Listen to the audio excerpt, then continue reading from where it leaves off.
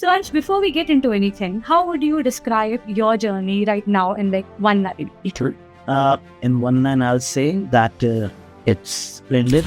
I'll just share it a little bit with you that I did try to divert it a bit. Why exactly that happened? Because I got a really good marks in class 10. Yeah. But that was a horrible decision. Horrible decision, I'll say. Because I got failed like back-to-back in 2 exams, and I was like, okay, back to where I wanted to go. That's actually a good thing. Definitely everybody should run after money. But do it passionately too. Okay.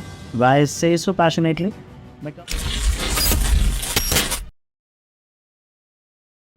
Hello, I'm Khanal, and today I'll be speaking with Ansh Pandey, a journalist at Sigma Media, about his journey from being a student to being a journalist. Hello, Ansh. So, Ansh, before we get into anything, how would you describe your journey right now in like one line? In one line, I'll say that it's splendid. Why precisely I'll say splendid? Because like if you think in journalism, everything is like a graph. So not every time you're going to get a push-up, but definitely after downturn, you get a damn uptick. So where I'm right now, although it's not been a very long time since I have been working, it's approximately, I guess, 4.5 years now. But where I'm standing now and where I started, I'll definitely say that the journey has been splendid and there has been multiple downturns, but yep, I have tried my best to somehow overcome them. So yeah, splendid. I guess that could be a right word for that. Okay. So, do you feel like you planned this or things just happened along the way? Definitely, I planned it. I'll say I planned it. Yeah. So, from the days of my schooling, I was into journalism, etc. So back since 2014, when I was in 8th class, I was actually following the Indian general elections. And I was possibly the only kid in my class that was following that trend at that point of time. And since then, I had this bee in my bonnet that I want to be a news anchor sort of. And eventually, I got the opportunity. I did journalism from the University University from the very place where you're doing right now. Okay. So that happened. And I can see I planned it from the very moment. Though I'll just share it a little bit with you that I did try to divert it a bit. Why exactly that happened? Because I got a really good marks in class 10. Yeah. Approximately, I guess I was at 89% or something. So I decided let's do engineering. Okay. But that was a horrible decision. Horrible decision, I'll say. Because I got failed like back-to-back in 2 exams, and I was like, okay, back to where I wanted to go. So yeah. Okay. So Ansh, let's talk about internships. So, do you remember anything about your first internship? Yeah, of course I remember my first internship. So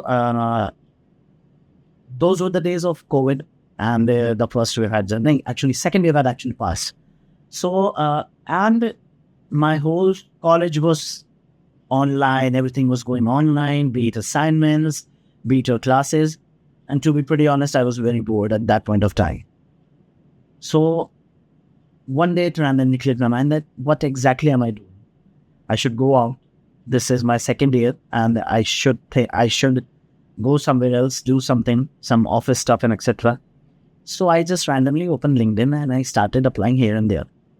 And one day one random guy called me.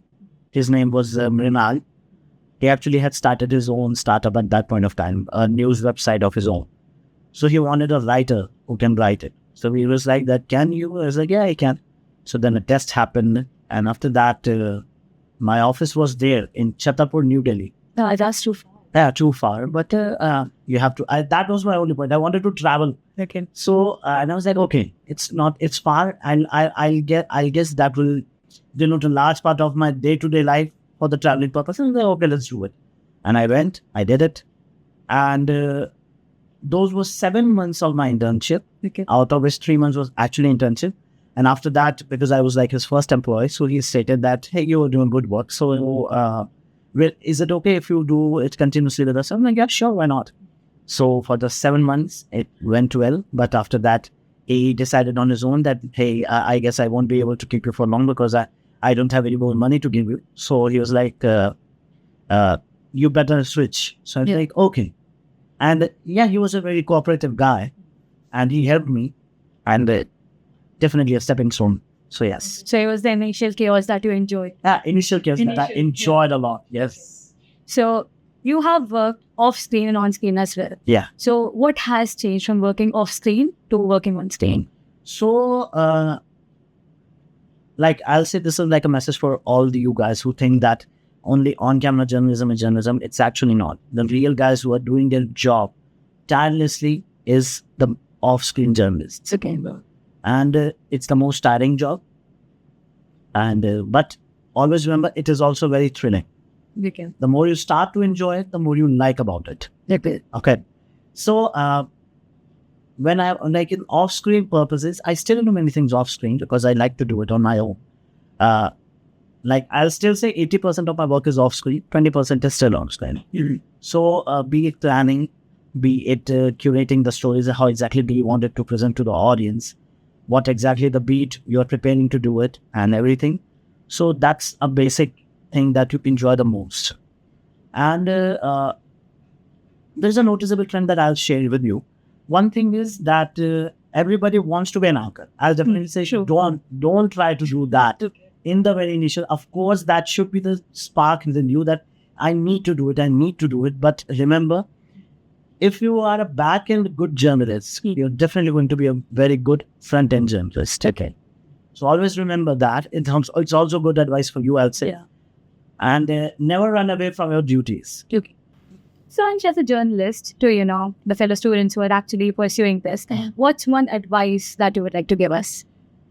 One advice that I would like to give you, and that's an interesting question, I guess, for concluding remarks, if I believe so, Yeah. is that don't you guys ever believe that it's a bad profession. It's not bad profession. You might think that you need to run beyond before and after what we say money. And it's actually a good thing. Definitely everybody should run after money. But do it passionately too. Okay. Why I say so passionately?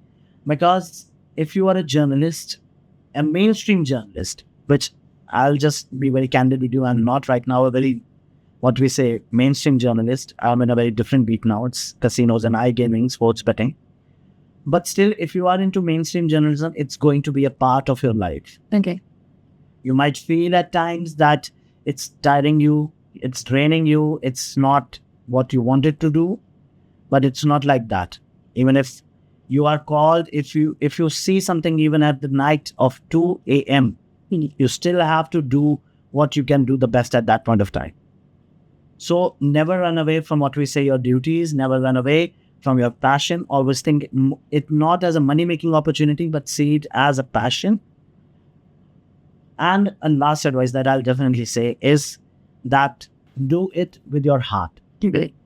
Because if it's passionate, you have to do it with your heart only, not with brain.